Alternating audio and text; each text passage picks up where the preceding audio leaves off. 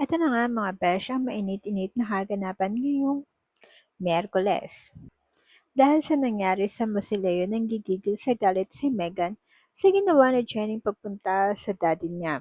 Kaya tinanong ito ni Sugar kung bakit galit na galit ito sa ginawa ni Jenny pagpunta kay Dio. Sa tingin naman niya ay walang masama doon, pero hindi umimik si Meghan at hindi man lang sinagot ang tanong ni Sugar. Pero sadyang makulit itong si Sugar at tinanong kung bakit hindi ito pupunta sa birthday celebration ni Jenny na inorganize na SRM dahil pinagsabihan ito ni Monica at galit na galit sa ginawa nitong pag-walkout sa meeting patungkol sa birthday ni Jenny sapagkat hindi ito makausap si Dara at Amelia kaya siya ang pinagbuntungan ng galit nito.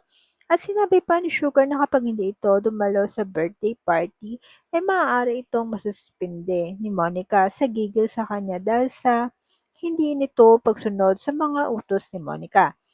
Pero matigas talaga sinabi ni Megan na hindi siya pupunta sa walang kwentang birthday party ni Jenny at wag siyang pipilitin dahil baka sirain pa niya at makaisip pa siya na masama sa malaking selebrasyon na gagawin nila. Pasigaw pa ang sinabi ni Megan na lahat na lang inagaw sa kanya ni Jenny na pati pagkatao niya ay gusto nitong agawin sa kanya simula nang dumating ito sa buhay nila. Lahat ng para sa kanya ay unti-unti nitong kinuha. Kaya hindi niya hahayaang mangyari yon. Di siya papayag na mapunta ang lahat ng bagay kay Jenny na dapat ay kanya lang hanggang sa makaalis na si Megan ay galit pa rin ito. Hindi na umimik si Sugar. Naisip nito kung saan hinuhugot ni Megan ang galit nito dahil napansin niya na malalim ang pinanggagalingan nito dahil kung hindi, bakit nagkakagano'n ang pamangkin niya?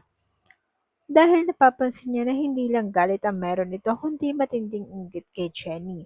Kaya nakapagdesisyon siya, hindi na uuwi at kakausapin ito muli. Hinihintay niya itong baba at kakausapin ito na mahinahon. Dito nga, naghintay siya sa sala habang umiinom at nang nakita niya si Megan papunta sa kanya, kagad niya itong nilapitan at tinanong sa napapansin niya kung bakit parang naiinggit ito kay Jenny at malaki ang galit ito. Dahil sa tingin naman niya, mabait si Jenny at wala itong ginagawang masama sa kanya.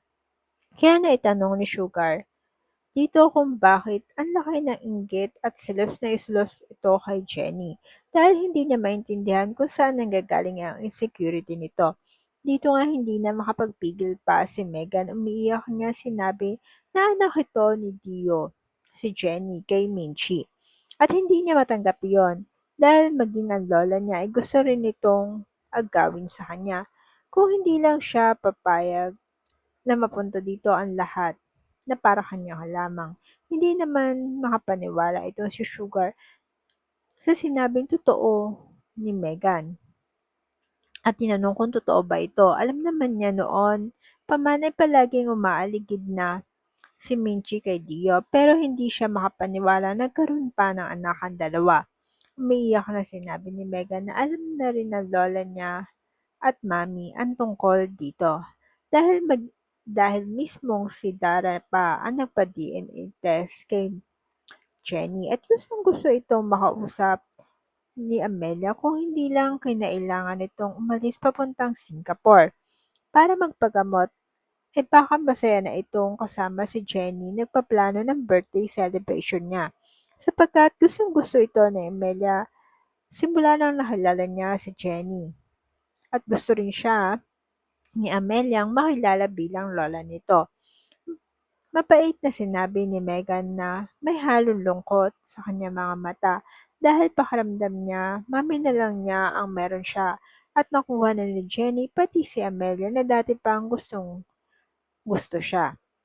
Kaya niyakap ito ni Sugar at sinabing baka nagkamali lamang na hinala ito tungkol kay Jenny dahil sa tingin naman niya mabait na bata ito at nakinainisan naman ni Megan na naging dahilan para ilayo niya ang sarili kay Sugar at sinabing umalis na ito at hindi naman niya ito kailangan at kaya naman niyang mag-isa. Disclaimer: sa lahat ng nangyari at pahayag ay isang fan-made prediction lamang na ginawa upang mabigay ng kaunting kasiyahan, excitement at talakayan para sa mga tagahanga ng serye.